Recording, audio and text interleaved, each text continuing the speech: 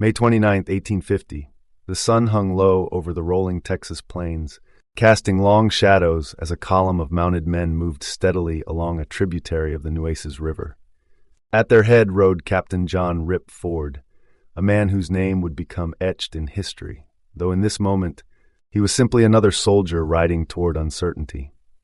His Rangers, a battle-hardened contingent forged in the fires of the Mexican-American War, 1846 to 1848, trailed behind him.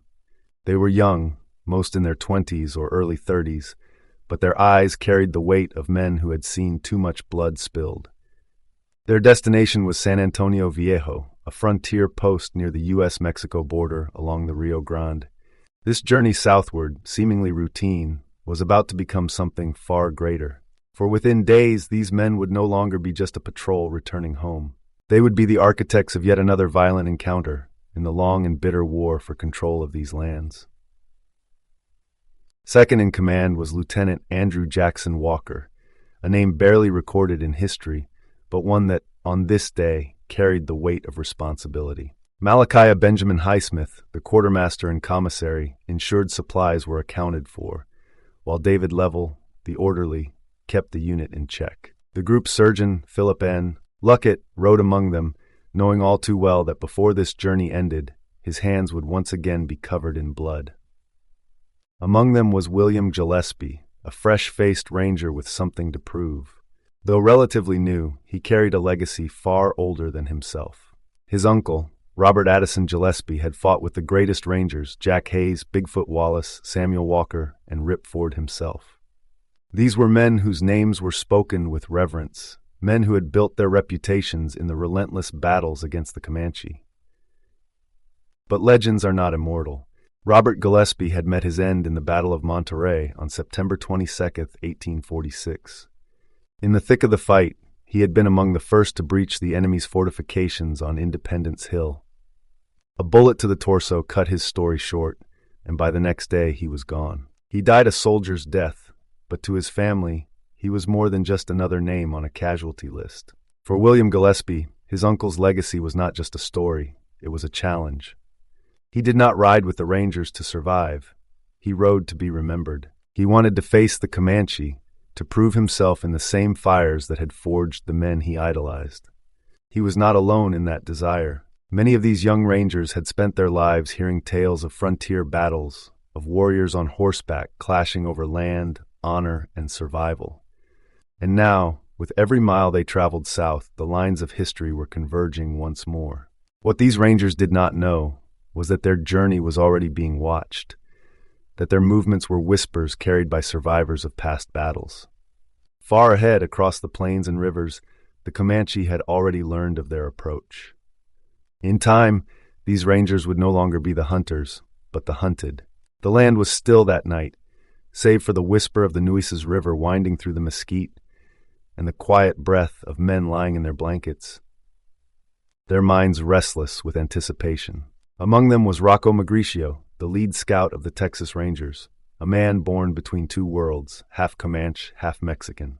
He spoke 3 tongues, Spanish, English, and Comanche, but words alone were not what made him invaluable. It was his knowledge of the land, the rivers, the hidden trails, and the instincts that some whispered bordered on the supernatural.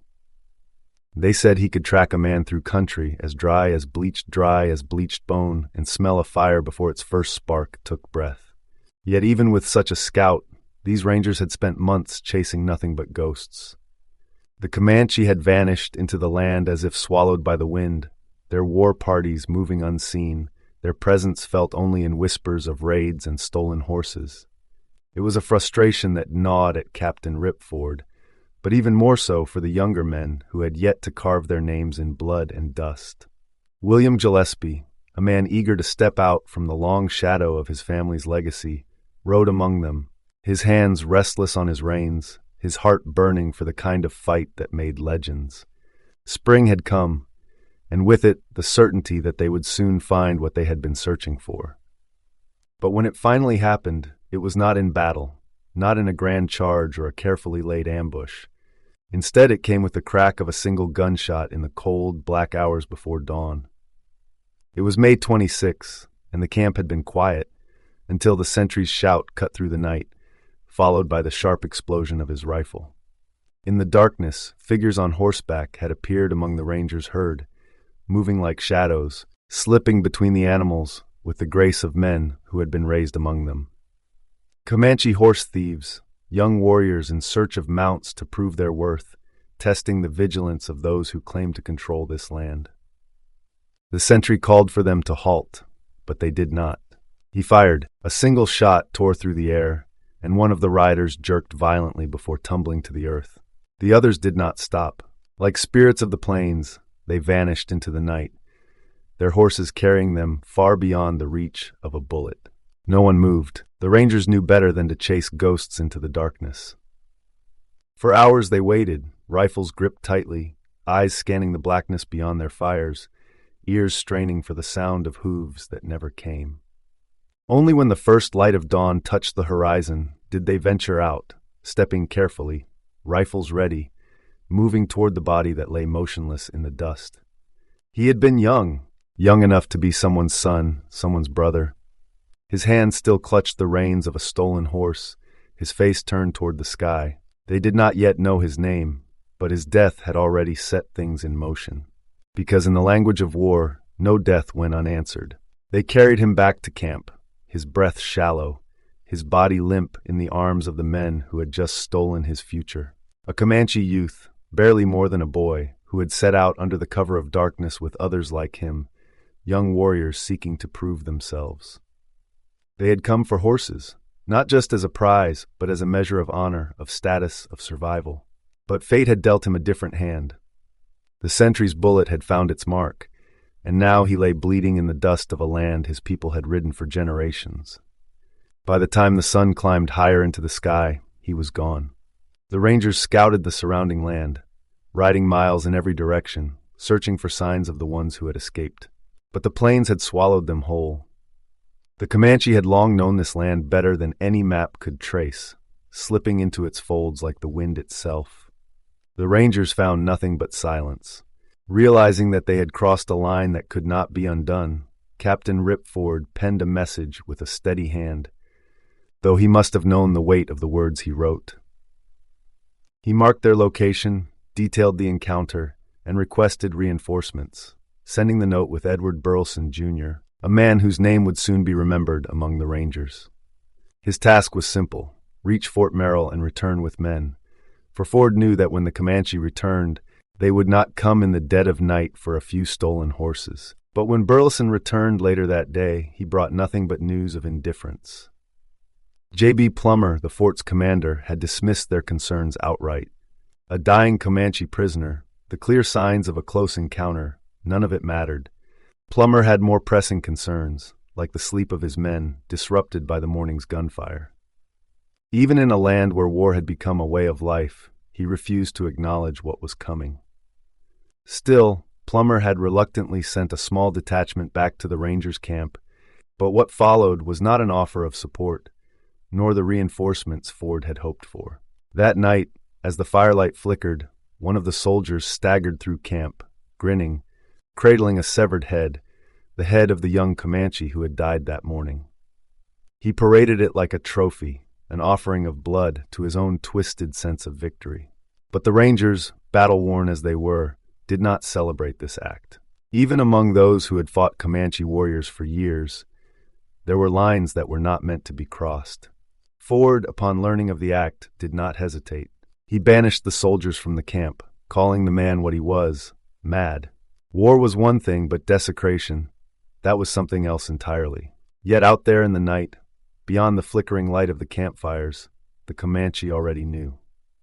They had lost one of their own, and for them, that meant only one thing: retribution. 3 days had passed, and the Rangers pressed south, their eyes darting across the brush, scanning every rise and hollow for movement.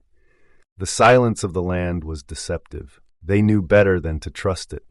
Every man in that column longed to escape this stretch of country, to ride into San Antonio Viejo, where cool adobe walls and strong drink could offer them a few hours of peace, if not true safety. They wanted to forget the last 72 hours, to push aside the uneasy knowledge of what they had done. But San Antonio Viejo was still a long way off. and what they sought would not be found there. The frontier was vast, open, and seemingly endless, but word traveled faster than the wind. Those who had fled the Rangers' bullets had already carried the news back to their people. A Comanche warrior had fallen, not just any warrior, but someone's son, someone's brother, someone's kin. That was not something that could be ignored. Not in a world where honor was counted in the blood that was spilled and the lives that were taken in return. The Comanche had their own way of mourning. To outsiders, they were seen as relentless, ruthless, even cruel. But to their own, they were bound together by something stronger than any Texian could ever understand: kinship, duty, and an unshakable reverence for those they had lost. Their grieving was not just weeping over graves. It was physical, visceral. Some would take blades to their own flesh, let their blood fall to the earth to honor the one who had been taken from them. Some would cut off their own fingers, refusing to let their hands go unmarked by the loss. Some, lost in their sorrow, would follow the dead into the next world. But more than grief, there was balance, a deep, unshakable belief that for every wrong there must be a reckoning. Among the Plains tribes, few understood this better than the Comanche. Their justice was not measured in treaties or courtroom trials, but in the lives that were taken to even the scales. A warrior's death could not stand unanswered. It was a wound to the people, and wounds had to be healed with blood. This was not cruelty. This was the way of things. The Rangers knew this. They had fought the Comanche long enough to understand their ways, and though they tried to shake off the weight of what was coming, they could feel it in their bones. Retribution was coming. It was not a question of if, but when, and they wouldn't have to wait long. At dawn, the Rangers broke camp, the cold morning air still clinging to the earth as they moved south. By mid-morning, their scout Raquette spotted what no ranger wanted to see: tracks. Unshod horses, a clear sign of Comanche warriors nearby. The Rangers knew what this meant. War parties didn't leave their horses unshod by accident.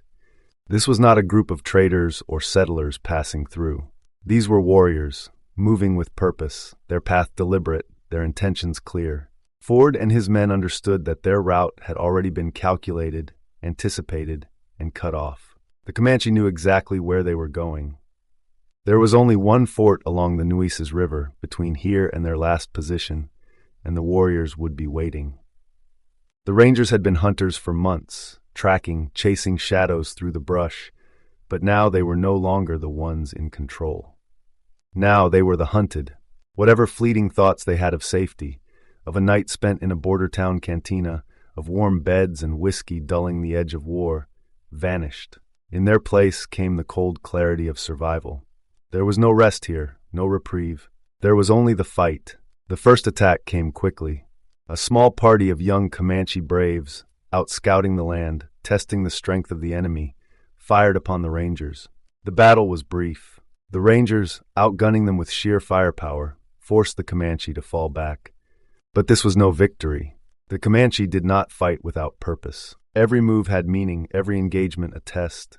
This first strike was not meant to kill, but to gauge their enemy's response, to see how they moved, how they fought, and whether they could be broken.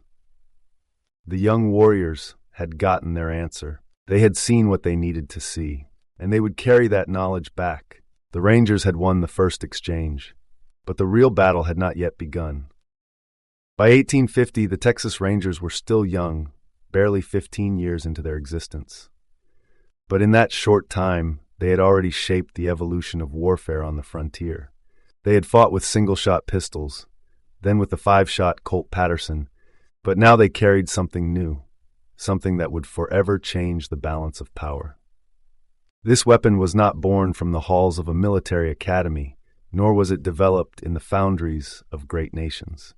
It was forged through bloodshed on the Texas plains, tested against Comanche, Kiowa, and Apache warriors, and refined by men who had survived those battles. The Colt Patterson had been the first attempt, the first real effort, at giving mounted fighters a way to match the speed and ferocity of the Comanche. But it wasn't enough. It lacked power. It lacked durability. The men who wielded it learned that lesson the hard way. The man who would bring about its evolution was Samuel Walker, a Texas Ranger who had fought, bled, and survived long enough to know exactly what was needed. A sixth chamber so that warriors would not run out of shots so quickly in the midst of battle.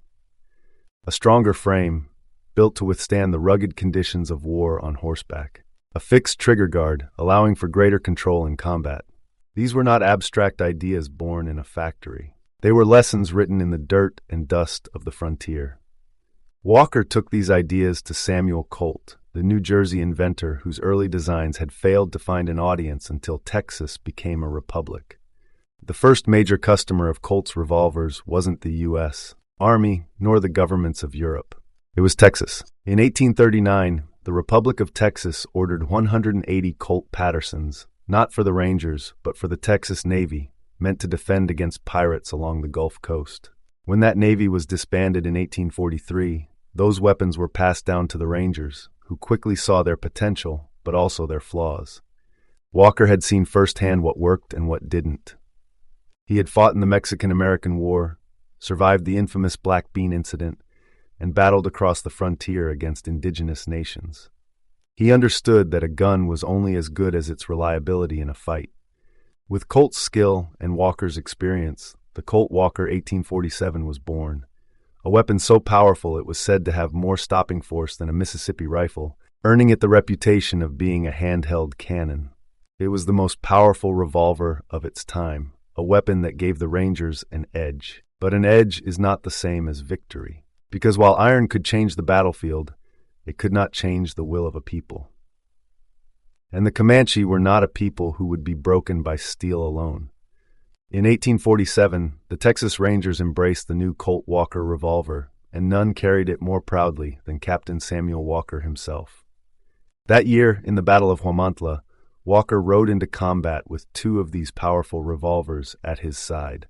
But on October 9, 1847, fate caught up with him. A sniper's bullet found its mark, ending his life before he could see just how much his weapon would shape the battles to come.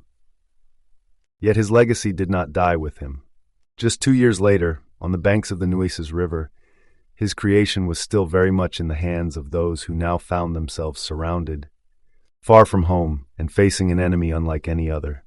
The Colt Walker gave the Rangers firepower, something they desperately needed. With its 6 chambers and raw stopping power, it was a weapon that could even rival a rifle at close range. But firepower alone was not enough to dominate the battlefield, because their enemies did not fight with firepower alone.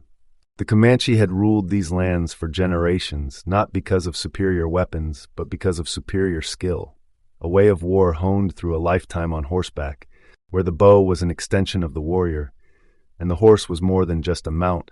It was his shield, his speed, and his strength. A Comanche warrior did not simply ride a horse, he became one with it. He could fire while hanging from its side, using the animal's body to shield himself from bullets. He could loose arrows over the horse's back, under its neck, even from beneath its belly, never breaking stride, never slowing down.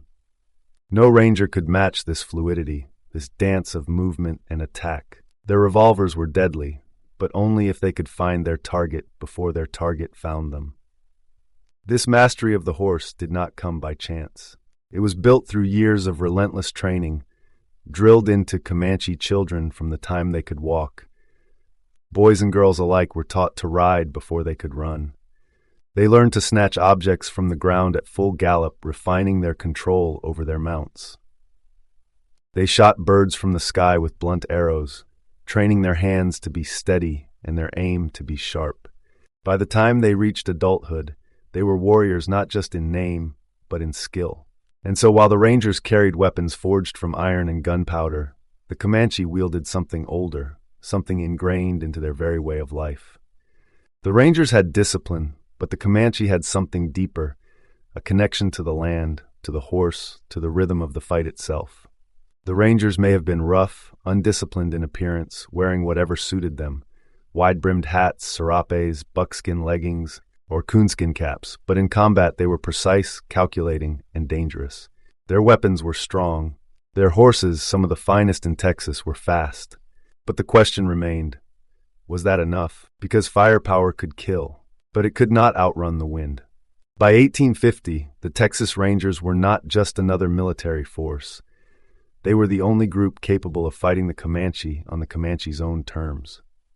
They had learned through blood and failure that traditional tactics did not work against warriors who lived and breathed the land, who fought from horseback with a precision that no standing army could match. But on this day, that hard-earned reputation would be tested. After a brief skirmish near Rancho Amargosa, Ripford wasted no time. He knew the Comanche were out there, watching, waiting. He ordered his men into skirmish formation, spacing them out carefully, their Colt Walker revolvers drawn, every trigger finger tense. They moved like shadows, stepping lightly, speaking only in hushed tones or hand signals. They weren't just marching. They were hunting. 4 miles later, they found what they were looking for. Near Agua Dulce Creek, the Comanche camp lay before them, silent, unaware, vulnerable. The warriors who had attacked earlier had not yet returned to sound the alarm. This was the moment, the kind of opportunity that came rarely in war. The Rangers had the advantage, and Ripford knew hesitation could turn it to dust. Without a word, he spurred his horse forward, and the Rangers followed. They thundered down upon the camp, the stillness of the morning shattered by the roar of hooves and the sharp cries of men scrambling for their weapons. The Comanche warriors, caught off guard, reached for their bows, their lances, their rifles, anything to meet the storm that had just descended upon them. And in the blink of an eye, the battle was upon them. The Rangers stormed into the camp, their war cries merging with the roar of gunfire as they cut down anything in their path, warriors, mounts, anything that moved. Comanche horses, the very lifeblood of their warriors, were shot point-blank to send their riders crashing to the earth. Within moments, chaos consumed the village. Some Comanche fought back, defiant even in the face of overwhelming firepower, while others scattered into the mesquite brush, knowing that survival was now their only battle worth fighting. For those who stood their ground, there was no mercy. Bullets found them where they stood. For those who ran, the chase was relentless, the Rangers riding them down one by one. When the dust settled, Ripford's men had slain 4 warriors and wounded as many as 7. Victory was theirs, and for a moment the Rangers reveled in it. Shouts of triumph echoed through the camp. But then came the scream. It was not the cry of a dying Comanche. It was one of their own. William Gillespie, young, eager, and battle-hardened by ambition, had charged through the camp alongside his brothers in arms. Ahead of him, a Comanche warrior had fled, pushing his wounded body forward in a desperate attempt to escape. Shots rang out, one to the neck, another to the back. The warrior tumbled from his horse, motionless in the dirt.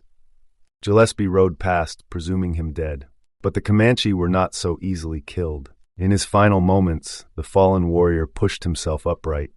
Gillespie, catching the movement from the corner of his eye, wheeled his horse around, drawing his revolver to finish the job. But fate intervened. His mount reared violently, the shot misfired, the bullet burying itself uselessly into the dirt. And in that instant, the Comanche saw his chance. With the last of his strength, the warrior lifted his bow. No hesitation, no wasted movement. A single arrow flew through the air, finding its mark beneath Gillespie's ribs, puncturing his lung. As the warrior slumped into death, his final act complete, Gillespie sagged in his saddle, the breath leaving him as swiftly as it had left the Comanche before him. Even in death, the Comanche took their enemies with them. The fight was over, but the echoes of battle still lingered in the air. As Captain Ripford watched his men pursue the last of the fleeing Comanche, he saw something that made him pull them back. Gillespie was slipping from his saddle, his body limp, his life fading with every shallow breath. The battle was won, but not without cost. Ford made a quick decision. The Rangers split into 2 groups. One formed a defensive line, shielding their wounded comrade, while the other moved to pull Gillespie from the chaos. For a moment, the remaining Comanche hesitated, turning their horses as if weighing the idea of a counterattack. 4 of their warriors lay dead. More were wounded. The Rangers had taken much from them. But before the Comanche could strike, the Rangers made their choice for them. With a sudden charge, the defensive line erupted forward, driving them deeper into the mesquite. Realizing they were outgunned and outmaneuvered, the Comanche disappeared into the brush, leaving behind those too injured to flee. But even as they vanished from sight, their presence remained. watching, waiting, calling out jeers and taunts from the safety of the trees. The battle had ended, but the war was far from over. The Rangers turned their attention to the ground they had taken. The Comanche camp, once a place of life, had become a battlefield. Now it was a makeshift hospital. Gillespie lay there, struggling against the inevitable, the arrow deep in his side. His comrades had seen death before, but none of them could do anything but watch as he slipped away, his breaths growing fainter with each passing hour. His fate was a cruel echo of the past. His uncle, Robert Addison Gillespie, had met a similar end not long before. The Rangers had fought and won, but the frontier had claimed another life. But the dead were not the only ones left behind. As Rangers scouted the perimeter, they found someone else, a young Comanche warrior, no more than a boy, wounded and hiding in the brush. He had taken 2 bullets to the arm, but had remained completely silent since being captured. His face betrayed nothing, no pain, no fear, no plea for mercy. The Rangers, accustomed to seeing Comanche warriors fight to the death rather than surrender, were taken aback. The boy expected execution. When he was told he would not be harmed, he did not believe them.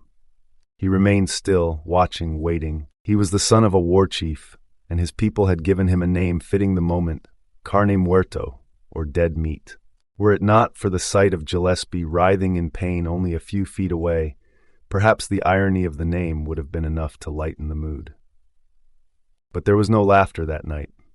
Only the cold truth of war, one life lost, another taken, and the knowledge that this fight was far from over. The night was long, restless, and heavy with the weight of what had been lost. The Rangers had won the battle, but the victory felt hollow.